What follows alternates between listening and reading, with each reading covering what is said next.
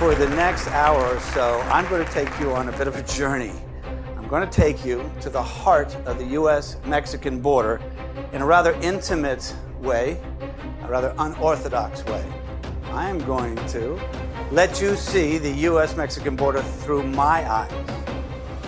And here are just a few images that I'll share with you that kind of show you the everyday scenes and situations that we looked at.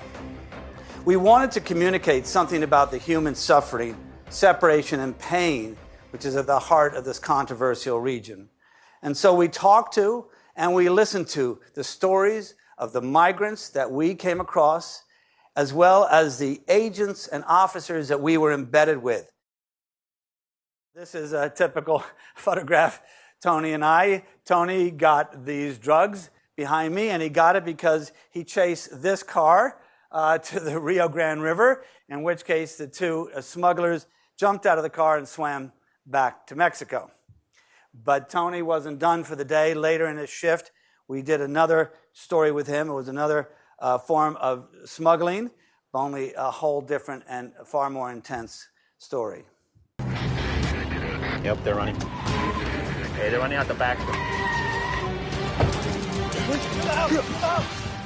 Policía, abre la puerta. I heard movement. Officers split up to search the house. Boca abajo, boca abajo, boca abajo.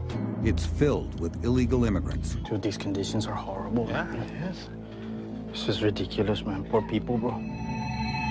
25 people in here, crowded into the small trailer. It's super hot. You can feel there's no AC. There's one little stall for all these people. Women typically have it the hardest. Women will frequently tell you that they were raped or they were beaten.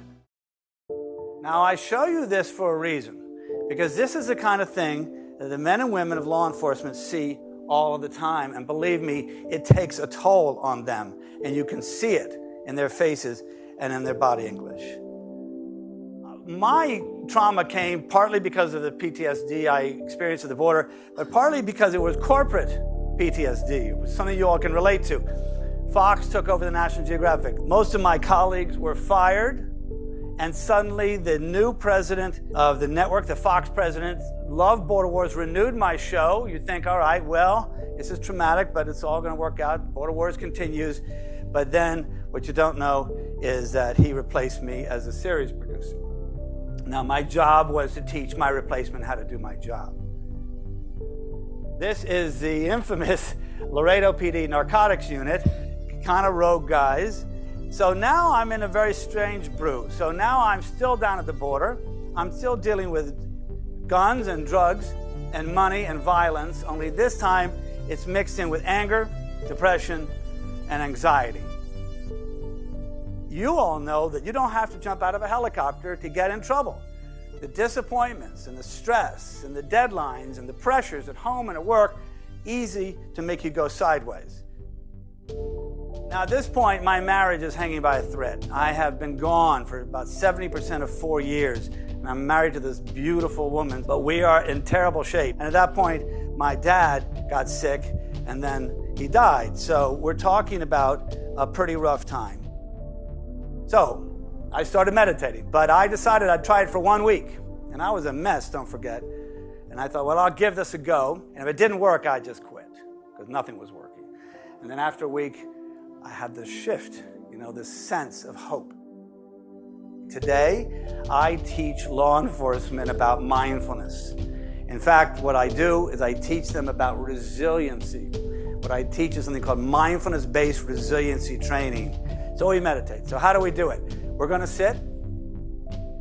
We're going to feel into our bodies, right? Our mind can be everywhere and anywhere, but our bodies are here and our bodies are now.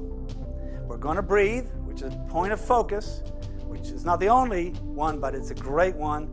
We're going to watch. We're going to observe. We're going to see what the heck is going on in there. And you're going to see it's a bit of a circus in there, but that's okay, as long as you're aware. And then we're going to begin again.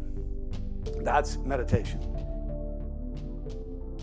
Even if you don't learn to meditate, think about the weight of this word. As a human being, can you find a way to stop and just be just for a few minutes a day, you can imagine it's about the only logical counterweight to the madness of our lives.